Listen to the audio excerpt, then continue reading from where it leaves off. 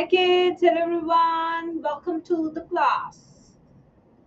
क्या हाल चाल बच्चों? कौन कौन दिल्ली में रहता है पहले ये बताओ. उसे पता होगा कि इस टाइम बारिश कितनी तेज हो रही है. भाई इतनी भयंकर बारिश जस्ट अभी स्टार्ट हुई, जैसे मैं अपने घर से निकली हूँ कि मेरी पूरी जीन्स आधी गिली हो चुकी है.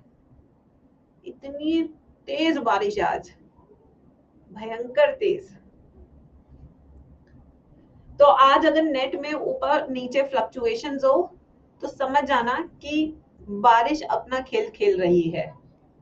ठीक है, ये अंडरस्टूड हो जाना चाहिए बच्चों को क्लास में. बहुत तेज बारिश है, बहुत ही ज्यादा तेज. ठीक है, गुड मॉर्निंग बच्चों, good morning. Let's finish this chapter. बहुत कुछ नहीं बचा इस चैप्टर में, बट जो भी बचा है इंपॉर्टेंट बचा है ना. मैम मेरे साइड तो तेज धूप है. मैंने ये नहीं पूछा कि तुम्हारे साइड क्या है, मैंने ये बताया कि दिल्ली में बहुत तेज बारिश है. अगर ऊपर नीचे लैग वगैरह कुछ हो तो परेशान मत होना, ठीक है, क्योंकि बारिश बहुत तेज हो रही है. हाँ चलिए आइए बच्चों, तो आज हम एक और नया टॉपिक शुरू कर रहे हैं. जैसे कि आपने देखा था कल की क्लास में मैंने यहाँ तक आप लोग को पढ़ाया था. ये चैप्टर आई होप आपने एनसीईआरटी से जरूर पढ़ा हो. काफी टाइम आपको मैं दे रही हूँ एनसीईआरटी रीडिंग का. क्लास के बाद भी थोड़ी देर बायो पढ़नी होती है. ऐसा नहीं कि सिर्फ क्लास में पढ़ लिए, बायो से ज्यादा नहीं पढ़नी होती, गलत सोच है. ठीक है ना. हाँ डीपीपी कर ली ना, और तुम्हारे लिए नई डीपीपीज भी बन रही हैं. आई स्टार्ट शेयरिंग, मैंने को दे दिया है. एक सेकेंड. Infection in blood. अच्छा मैंने दे भी दिया एक को. ये थी तुम्हारी डीपीपी, ये आगे पहली DPP. Yes, so these are the latest DPP. They take time. मैंने शुरुआत में दे देती है साल के, बट मॉलिकुलर बेसिस की बन के मेरे पास आ चुकी है. तो ये DPPs are not DPPs technically, they are छोटे छोटे टेस्ट पेपर्स चैप्टर वाइज. ठीक है, ये डीपीपी नहीं है. So you have to calculate your marks. हाँ ये लेटेस्ट बनी है, हर साल बनवाती हूँ, अब आनी शुरू हो गई है. अब फीडबैक्स और अभी तुम लोगों से भी मैं कराऊंगी कि इसमें कितना सही है कितना गलत है. ठीक है, अभी बन रही है, अभी सारी नहीं बनी है. तो मैं बताती हूँ कैसे है. जैसे कि इसके ऊपर मैंने लिखा है 90 क्वेश्चन, सिंगल करेक्ट बताना है. ठीक है, no negative marking assumed. Use a separate OMR और answer sheet. A calculator is not required. Syllabus NCERT class 12 chapter molecular basis of inheritance. ठीक है, टीजी पे मैं नहीं डालूंगी, मैं बताऊंगी मैं आपको कहाँ दूंगी, क्योंकि ये मेरी मेहनत की डीपीपी तुम फ्री में बांटते हो यार लोगों को. वो बदतमीजी करते तुम लोग. अपना भला होता नहीं है, दूसरों का भला करने चलते हैं पहले ये. यस, अपना भला हो नहीं रहा, दूसरों का भला करने चलते हैं. अपनी पढ़ाई हो नहीं रही, बांटना पहले शुरू कर देते हैं. अभी बेटा बन रही है.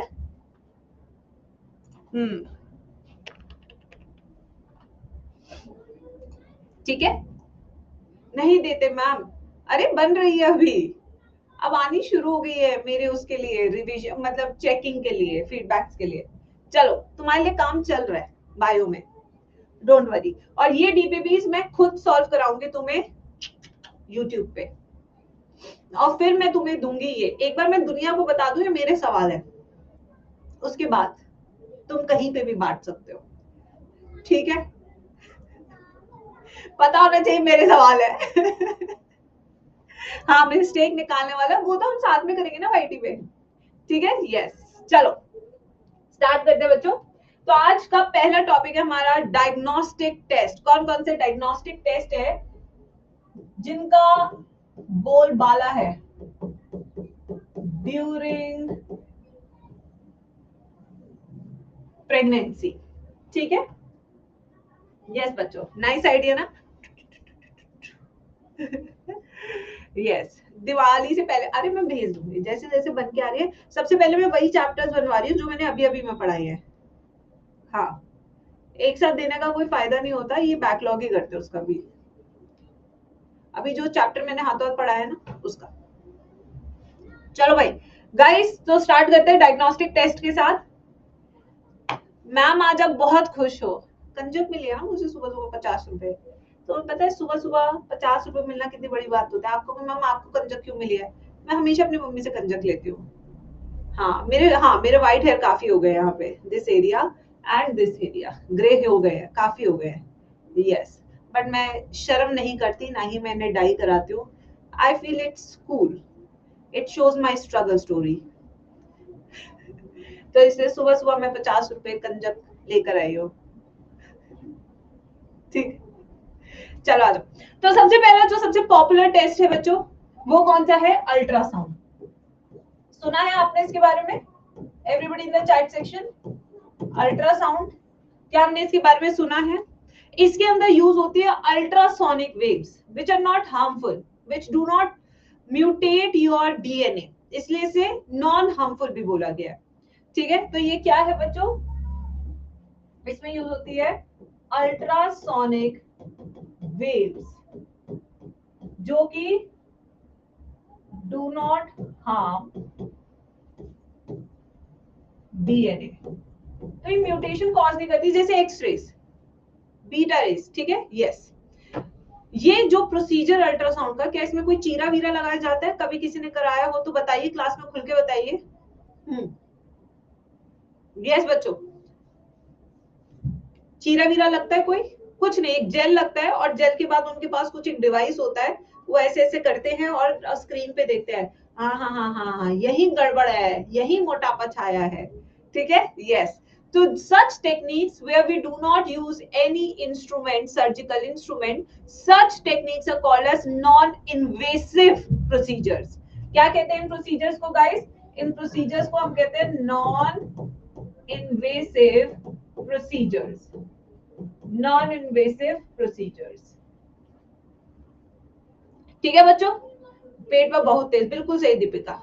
अब हम आगे चलते हैं कि इस अल्ट्रासाउंड की मदद से हम क्या बता सकते हैं। अल्ट्रासाउंड की मदद से हम बता सकते हैं morphological defects, not genetic defects.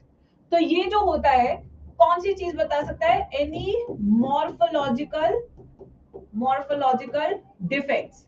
यानी मान लो बच्चे की उंगली नहीं बनी, आपको पता है दूसरे महीने में लिम्स एंड डिजिट्स बन जाते हैं, तो आपको पता लगे कि भाई लिम्स एंड डिजिट्स बने ही नहीं है, तो आप उसी टाइम पे ग्रोथ हार्मोन का क्या दे देते हैं? थोड़ा सा इंजेक्शन दे देते हैं कि लिम्स एंड डिजिट्स बच्चे की बन जाए।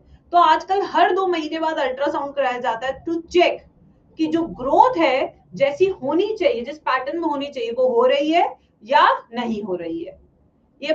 ये समझ में आया नहीं आया? जल्दी बताओ चैट बॉक्स में। ये एनसीईआरटी में नहीं है, बट फिर भी मैं पढ़ा रही हूँ। उसका रीजन क्या है? नीट में आ सकता है ऑप्शन में। हाँ, मेल एंड फीमेल भी पता लग जाता है इसमें। अरे तुम खुद ही देख के बता सकते हो, तुम्हें नहीं पता बच्चे में क्या होता है मेल फीमेल में? देख लो स्क्रीन पे। और क्या, I knew it, I am having a baby girl from 3rd month itself। Yes, पता था मुझे। और क्या, दिमाग बिल्कुल नहीं लगाते हो गधो। एमनियोसेंटेसिस, एमनियोसेंटेसिस, ये वाला आपको पता है सबसे ज्यादा पीवाईक्यू इंपॉर्टेंट है। This is a most PYQ important topic, amniocentesis. अब एमनियोसेंटेसिस कब से कब के बीच में कराया जा सकता है? This test is done between 14 to 16th week of pregnancy. ये 2016 का नीट का क्वेश्चन था जो स्टेटमेंट में लिखवा रही हूँ, इसके बीच में कराई जाती है। इसके अंदर हम इंजेक्शंस का यूज करते हैं। तो ये क्या एक तरह का इन्वेसिव प्रोसीजर है। कैसा प्रोसीजर है? Invasive procedure. कैसा है मैं अभी समझाऊंगी कैसे किया जाता है, डोंट वरी। ठीक है, इसका बहुत ज्यादा मिसयूज होने लगा था। ठीक है, और फिर फीमेल फीटिसाइड होता था, इसलिए इसको अब बैन कर दिया है, स्टैट्यूटरी बैन, स्टैट्यूटरी बैन कर दिया। इस टेक्निक को अब हम कर सकते हैं सिर्फ जेनेटिक डिसऑर्डर्स पता करने के लिए। जेनेटिक डिसऑर्डर्स के लिए ये है टेक्निक एमनियोसेंटेसिस।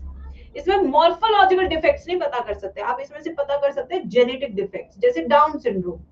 कैसे पता कर सकते हैं? चलिए आइए देखते हैं। मान लीजिए प्यारी सी महिला है, रुको पहले महिला ही बना दें हम। एक्चुअली आज बेटा बहुत बारिश हो रही है ना, तो मेरे स्टूडियो के बाहर बहुत सारी गर्ल्स बैठी हुई हैं कंजक वाली, ठीक है, तो वो थोड़ा सा शोर कर रहे हैं। मैं ऐसे बारिश में कहीं भेजना भी नहीं चाहती थी, बच्चियां हैं, बहुत तेज बारिश हो रही है, ना ऑटो मिल रहा है, ना बस मिल रही है, उबर भी नहीं मिल रही है, तो वो झंडे वाला से आई हैं, तो इसलिए थोड़ा शोर है, माइंड मत करना, ठीक है। मैं कहाँ भेजू बच्चों को, तो वो बाहर ही बैठी हुई हैं, ठीक है।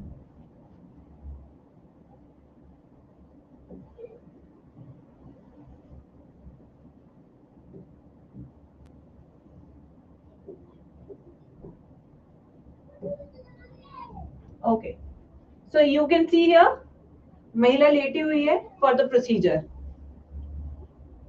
ठीक है। यहाँ पे एक्स्ट्रा एम्ब्रियोनिक लेयर बना रहे हैं सबसे पहले एमनियन, ये एमनियन है, ठीक है।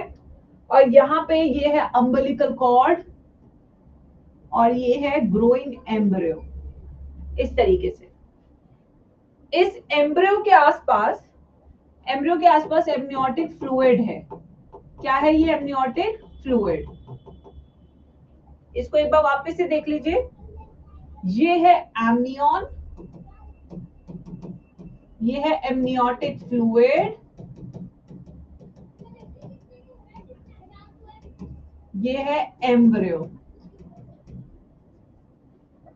ठीक है। अब यहाँ पे क्या करेगा डॉक्टर, अल्ट्रासाउंड वाला प्रोसेस यूज करेगा, पहले जेल लगाएगा, उसे कैमरे से देखेगा, और कैमरे से देखते हुए एक इंजेक्शन यूज करेगा, और उस इंजेक्शन को यहाँ पे इंजेक्ट करके सैंपल निकाल लेगा। ये देखिए, यहां से सैंपल निकाल लेगा इसके अंदर एमनियोटिक फ्लूइड का। तो इंजेक्शन कहाँ लगाना है उसके लिए भी आपको देखना पड़ेगा बच्चों, ठीक है। यस, देखना पड़ेगा आपको, मतलब एक पूरा ऐसा वो कैमरा रहेगा जैसे अल्ट्रासाउंड का होता है, स्क्रीन पे डॉक्टर देखता रहेगा, जहां बच्चा नहीं है वहां इंजेक्शन लगा के वो निकाल लेगा सैंपल एमनियोटिक फ्लूइड। तो यहाँ पे हम क्या ले रहे हैं सैंपल में, सैंपल में एक्सट्रैक्शन में हमने क्या लिया, एमनियोटिक फ्लूइड। अब आप कहेंगे मैम एमनियोटिक फ्लूइड क्यों ले रहे हैं हम, क्योंकि इस एमनियोटिक फ्लूइड में skin cells of foetus present होते हैं। कौन से सेल्स प्रेजेंट होते हैं, skin cells of foetus present होते हैं, ठीक है। इसमें अब यहाँ पे जो स्किन सेल है, मान लीजिए स्किन सेल है, इसके अंदर न्यूक्लियस है, न्यूक्लियस के अंदर क्या है, डीएनए है, क्या है, डीएनए, क्रोमोसोम्स है। अब इनको निकाल के हम एक पेपर पे बिछा लेते हैं, इसको बिछाने को हम कहते हैं कैरियोटाइपिंग। क्या कहते हैं इस बिछाने को बच्चों, कैरियोटाइपिंग। इसके अंदर अब मैं एक डिसऑर्डर बना रही हूं, आप बताने की कोशिश करना वो कौन सा डिसऑर्डर है, ठीक है। ये first chromosome homologous, second, third, fourth, fifth, sixth, seven, 8, 9, 10, 11, 12, 13, 14, 15, 16, 17, 18, 19, 20, 21,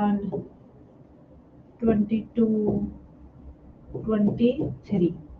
तो कैरियोटाइपिंग से मैं कुछ सवाल पूछूंगी, आपने बताना है, ठीक है, कि ये जो बच्चा है वो लड़का है या लड़की।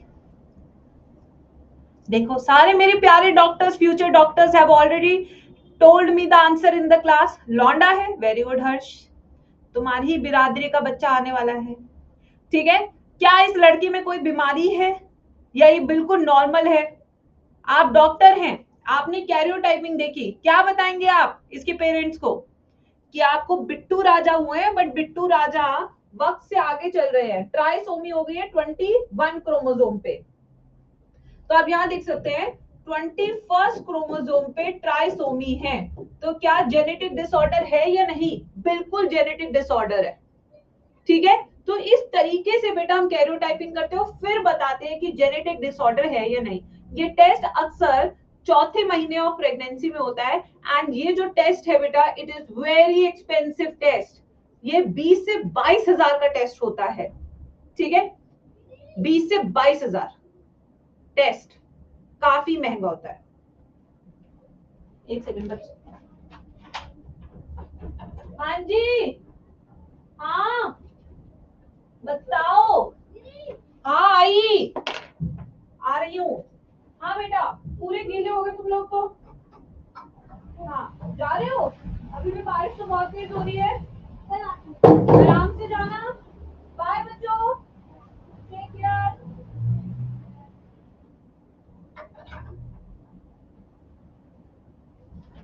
आ रही हूँ, एक सेकंड बच्चों।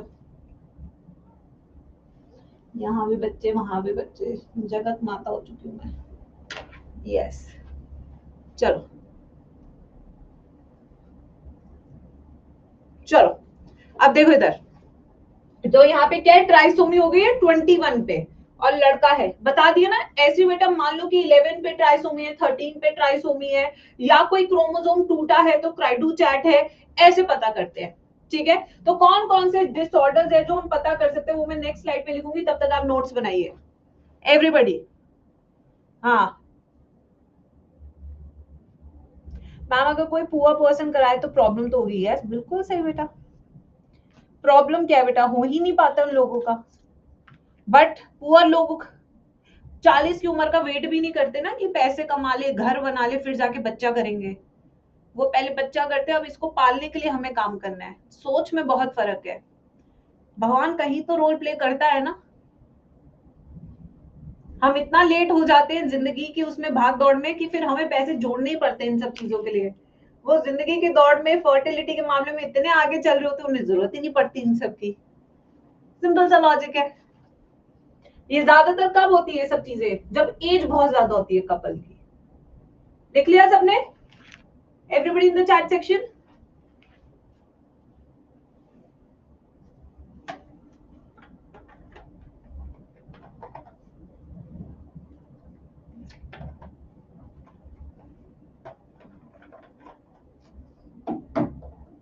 चलिए अब आगे चलते हैं। अब कौन से जेनेटिक डिसऑर्डर है, कौन से मॉर्फोलॉजिकल डिफेक्ट्स है जो हम पता कर सकते हैं, ठीक है। जेनेटिक डिसऑर्डर्स जो हम पता कर सकते हैं यूजिंग एमनियोसेंटेसिस डायग्नोस्टिक टेक्निक से। हाँ बच्चों, अब मैं एक एक करके बताती जाऊंगी, आपने बताना है यस और नो। तो क्लास में छोटा सा टेस्ट चलेगा। जॉन्डिस पता कर सकते हैं एमनियोसेंटेसिस से, यस और नो? क्या जॉन्डिस का पता किया जा सकता है कि बच्चे में जॉन्डिस है using amniocentesis? No, because jaundice is a blood infection, it is a liver infection. वो हमें नहीं पता लग सकता लुकिंग एट क्रोमोसोम्स। उसके लिए हमें ब्लड का सैंपल चाहिए होता है, ठीक है बच्चों। तो हम पता नहीं कर सकते। क्या हम क्लेफ्ट पैलेट पता कर सकते हैं? क्लेफ्ट पैलेट क्या होता है, जब ये दो पैलेट से ज्वाइन करके मुंह बनता है, जब वो ज्वाइन नहीं कर पाता है तो ऐसे होता है उनका मुंह, ऐसे ऐसे खुला होता है, सांस ऐसे मुंह से भी सांस फेंकते हैं। वो पता कर सकते हैं? नहीं, क्योंकि ये एक मॉर्फोलॉजिकल डिफेक्ट है। क्रोमोसोम से हम कैसे बता सकते हैं कि इसको क्लेफ्ट पैलेट है? क्योंकि ये मॉर्फोलॉजिकल डिफेक्ट है, ना कि जेनेटिक डिफेक्ट। समझो बात को।